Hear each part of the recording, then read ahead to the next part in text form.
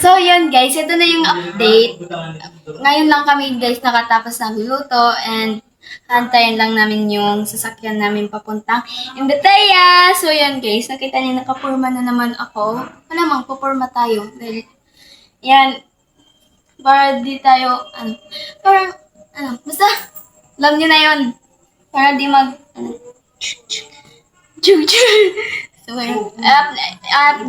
so, update ko kayo maya-maya guys kapag nandiyan na yung sasakyan.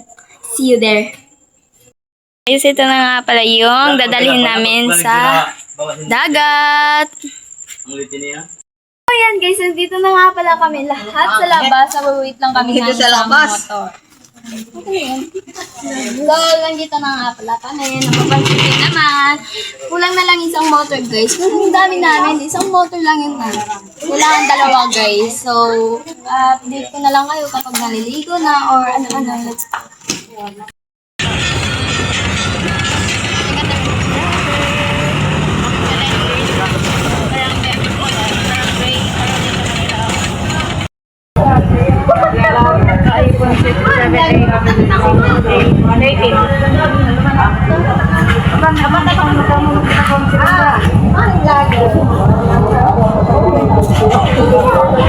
Guys, nandito na pala kami sa beach ng Imbeteya. So, ang hangin niya guys at ang lalim ng dagat. At maalorn. Ganun, maalorn.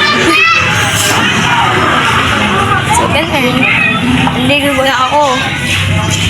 Baka makalimutan ko na naman. Bye.